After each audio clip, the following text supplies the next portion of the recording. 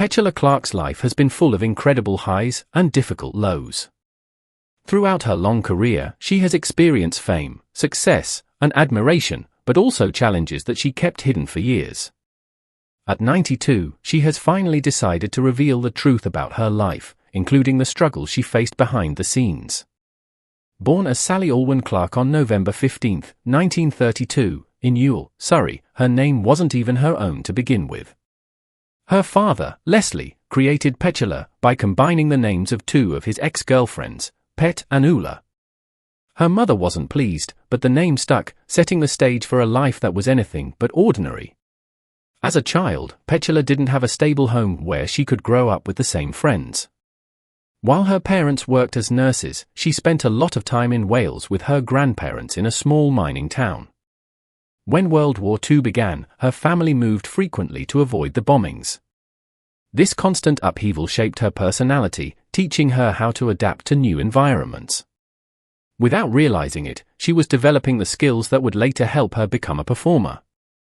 Her first public performance was almost too perfect to be real.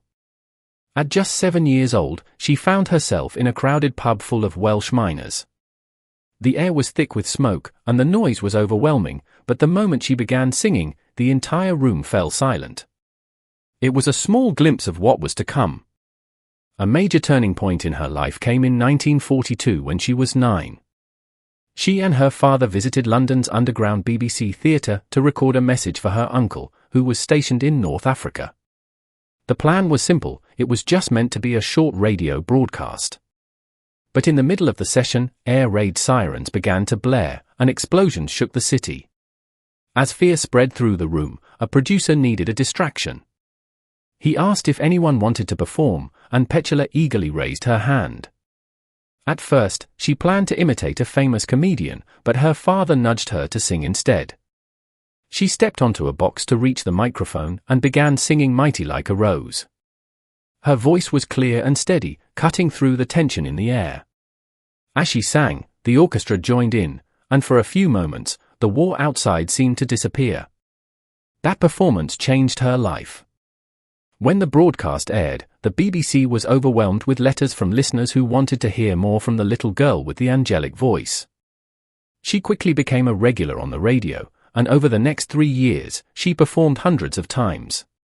By the age of 11, she was being called Britain's Shirley Temple. Her talent was undeniable, but it was the way she made people feel that set her apart. She could mimic famous singers, make audiences laugh one moment, and bring them to tears the next. Soldiers carried her photographs with them into battle. She wasn't just a singer to them, she was a reminder of home and everything they were fighting for. Her performances weren't just on grand stages.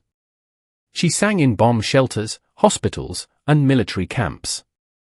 By 12, she had performed over 500 shows for the troops. Then, in 1945, as the war in Europe ended, she took part in a massive celebration in Trafalgar Square. Thousands of people gathered, crying, cheering, and embracing one another. Right in the middle of it all, Petula Clark stood and sang, a fitting tribute from the girl who had lifted the nation's spirits during the war. Her rise to fame wasn't something she had planned, it happened by chance. When she was 12, she was performing for British troops at the Royal Albert Hall when director Maurice Elvis heard her sing. Impressed, he cast her in Medal for the General, 1944, despite the fact that she had never acted before. Just like that, she became Britain's version of Shirley Temple, a child star with a natural screen presence and a powerful voice. Over the next 5 years, she appeared in 17 films, including I Know Where I'm Going, 1945, directed by the legendary Michael Powell and Emeric Pressburger.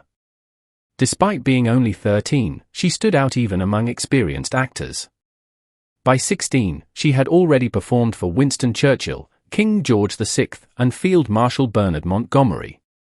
People began calling her the singing sweetheart, a name that perfectly captured her growing stardom. But despite her success in films, music would ultimately define her career. In 1954, she recorded The Little Shoemaker, though at first, she was reluctant. She thought the song was too childish, but her manager convinced her otherwise. It turned out to be the right decision. It climbed to number 7 on the UK charts and stunned everyone when it reached number 1 in Australia. This made her the first British female artist to ever top the Australian charts, an unheard-of achievement at the time. What set her apart was her willingness to step outside her comfort zone. She recorded The Little Shoemaker in multiple languages, English, French, German, and Italian, a bold move in an era when most artists stuck to one language. This multilingual approach helped her reach international audiences, and by the end of 1954, she had performed in front of a record-breaking crowd of 124,000 people in Australia. Her ability to sing in different languages became a defining feature of her career. In 1957, she recorded her first French song, Prends mon cœur, without speaking a word of the language. She learned it phonetically, memorizing the sounds without understanding their meaning. Despite this, her performance was so convincing that the song became a top 10 hit in France. By 1962, she had mastered French well enough to win the prestigious Grand Prix du Disque for Chariot. Incredibly, she had simultaneous hit records in 3 languages that year: Chariot in French, Monsieur in German, and Romeo in English. No other artist had achieved such a feat. Unlike many singers who simply translated their songs, Petula recorded entirely new tracks for each market. She sang in Italian, Spanish, and even Japanese, treating each language as a unique artistic challenge. By the mid-1960s, her French hit Ya Twist had sold over 1 million copies in France alone. Then, in 1964, Tony Hatch approached her with a song called Downtown. At first, she wasn't convinced. She thought the lyrics were too simple and didn't fit her style. But Hatch was determined. He believed in the song's potential. Eventually, she agreed to record it, but the session was plagued with problems. The electricity kept cutting out, causing frustrating delays. At one point, she nearly walked out, convinced the song was cursed. Despite the difficulties, they managed to finish recording just minutes before the studio closed. On November 16, 1964, Downtown was released in 4 countries simultaneously, an unusual move at the time. It debuted at number 87 on the Billboard Hot 100, but within a month, it skyrocketed to number 5. On January 23, 1965, it reached number 1, making Petula the first British female artist to top the US charts during the rock and roll era. The song became a global sensation, dominating charts in Australia, Canada, New Zealand, and West Germany. It even won a Grammy for Best Rock and Roll Recording, beating out competition from the Beatles and the Beach Boys. Between 1964 and 1968, she had 15 consecutive top 40 hits in the US, solidifying her status as an international superstar. Her career later expanded into Hollywood, Broadway, and West End productions, proving her versatility as an artist. But behind the fame was a lifetime of untold struggles, personal sacrifices, and hidden battles. At 92, Petula Clark is finally sharing the truths she kept to herself for decades, giving the world a deeper understanding of the price of stardom. Petula Clark's career has been nothing short of extraordinary. Even in her 80s, she showed no signs of slowing down. In 2017, at the age of 84, she released her 48th studio album, Living for Today. Her voice remained powerful, and the album featured a mix of original songs and covers, including an unexpected rendition of Steve Winwood's Higher Love. The album reached number 46 on the UK Albums Chart, making her one of the oldest artists ever to achieve a chart position. However, what followed left everyone in awe. Instead of taking a break, Clark embarked on a massive 53-date tour across the United States in 2018 at the age of 85. She performed in venues she hadn't visited since the 1960s and delivered full 90-minute sets without an intermission, something even much younger performers often find challenging. One of the most astonishing moments of the tour took place on February 23 at the B.B. King Blues Club in New York City. After finishing her scheduled set, instead of leaving the stage, she surprised everyone by staying for another 30 minutes. She joined the house band in an impromptu jam session that extended the concert past midnight, proving once again her deep love for music and performance. Clark's career was also marked by groundbreaking moments in television history. On March 2, 1968, while taping her NBC special, she performed On the Path of Glory with Harry Belafonte. During the performance, in a spontaneous and emotional moment, she placed her hand on Belafonte's forearm. It was a simple, natural gesture, lasting just 3.5 seconds, but it made history. At exactly 8:47 p.m., Clark became the first white woman to have physical contact with a black man on American television. The significance of this moment could not have been greater. Interracial marriage was still illegal in 17 states, and the civil rights movement was at a crucial turning point. Just weeks later, Martin Luther King Jr. would be assassinated. The gesture was completely unplanned, born out of the song's emotional message against war and the genuine connection between two artists. But despite its innocence, the reaction was swift and intense. Within 24 hours, NBC received over 3,000 calls and letters, some expressing outrage, others recognizing it as a long overdue step toward racial equality. However, one man in the room that night saw the moment as a disaster. Doyle Lott, an executive from Chrysler, which was sponsoring the show, was furious. He believed the moment would damage car sales, fearing backlash from Southern audiences. In response, he demanded that the scene be reshot without any physical contact.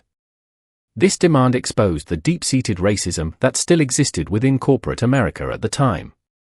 Chrysler executives didn't care about artistic integrity or public opinion, they cared about profits. If airing that brief moment of interracial touch meant losing customers, they wanted it erased. But Clark refused. She had always fought for what she believed in, and she wasn't about to let a sponsor erase an important moment. Alongside her husband, Claude Wolfe, she made a bold decision. After 12 hours of intense negotiations with NBC and Chrysler, they destroyed every alternate take of the performance. 7 different versions of the duet, 37 minutes of footage, were erased forever using a magnet, ensuring that only one version remained, the one where she touched Belafonte's arm. This was a huge risk. At the time, Clark was one of the biggest stars in the United States, with 15 consecutive top 40 hits. She was making her first major push into American television, and defying a sponsor could have ended her career. But she stood firm, declaring, "The performance will be shown intact, or I will never work in American television again." On April 8, 1968, just 4 days after Martin Luther King Jr.'s assassination, the special aired exactly as Clark had intended. Chrysler, despite all its efforts, had lost. That fleeting moment of human connection, lasting only 3.5 seconds, became a milestone in television history. Clark's encounters with history didn't stop there. One of the most unexpected moments of her life took place on June 1, 1969, when she stumbled into John Lennon and Yoko Ono's famous Bed-In for Peace at the Queen Elizabeth Hotel in Montreal. She had been visiting the city and had no idea she was about to be part of a historic musical moment. In room 1742, Lennon was recording what would become the anthem "Give Peace a Chance." The atmosphere was chaotic yet electric, with poets, activists, and journalists packed into the room. Someone handed Clark a lyric sheet, and she joined in the recording. The setup was simple, just a few microphones and a tape recorder, but the song would go on to make history. Though Clark later admitted she couldn't hear her voice in the final mix, she had unknowingly contributed to Lennon's first solo single, which reached number 2 on the UK charts and made a lasting impact on the US charts as well. However, not all of Clark's experiences in Montreal were as uplifting. Just weeks before the recording, she had performed at Place des Arts, a venue she knew well. Normally, her shows were warmly received, but tensions in Quebec were at an all-time high. The province was experiencing deep cultural divisions between English and French speakers, exacerbated by violent attacks carried out by the Quebec Liberation Front. During her performance, Clark found herself caught in the middle. When she sang in French, the English-speaking audience members heckled her. When she switched to English, the French speakers did the same. It was a heartbreaking experience, something she had never faced before. Beyond her performances, Clark had other unexpected moments with famous figures. In the late 1960s, during a night off in Las Vegas, she and her friend Karen Carpenter decided to watch an Elvis Presley show. Presley was in the midst of his legendary comeback, captivating audiences like no one else. When he spotted Clark and Carpenter in the crowd, he made sure to acknowledge them. After the show, he invited them backstage. Clark later described him as drop-dead gorgeous that night, and it quickly became clear that he was romantically interested, but in both of them. For a brief moment, it felt like a scene from a Hollywood movie, with the King of Rock's hen role charming them both. However, Clark, always sharp and professional, sensed where the situation was heading. With quick thinking, she grabbed Carpenter, made a graceful exit, and later joked, "We had other things to do." Despite her charm and talent, Clark also faced controversy. In 1979, she sent a simple telegram congratulating Margaret Thatcher on becoming Britain's first female Prime Minister. To Clark, it was a historic moment worth acknowledging. But to many of her fans, it looked like a political endorsement. The backlash was immediate. Radio stations stopped playing her music, invitations to major events disappeared, and her album sales in the UK suffered. Clark insisted that she wasn't making a political statement, just recognizing an important milestone. But in the world of entertainment, even small gestures can have massive consequences. The controversy followed her for years, and it took time for her to rebuild her reputation in the British music industry. Throughout her career, Clark also experienced the difficulties of being a woman in the entertainment business. In the 1950s and 60s, she endured harassment, pay inequality, and being overlooked in favor of less talented male artists. For decades, she stayed silent about these struggles. But in a 2018 interview, she finally opened up. She recalled a chilling experience from 1965 when a powerful producer invited her to a hotel room for what she thought was a business meeting. Once inside, she realized he had other intentions. Clark managed to escape, but she knew that speaking out at the time could have ended her career. Her personal life was also shaped by her work. She married French publicist Claude Wolff in 1961, and they had 3 children. For decades, they were seen as one of the industry's strongest couples. However, in 2013, Clark revealed that they had not been in a traditional romantic relationship for years. Though they remained legally married, they led separate lives. Yet their partnership endured. Wolff continued managing her career until his passing in 2024, at the age of 93. Clark was devastated, calling her grief overwhelming. Petula Clark's life has been filled with triumphs, challenges, and groundbreaking moments. Even now, her story continues to inspire, proving that true artistry and resilience never fade.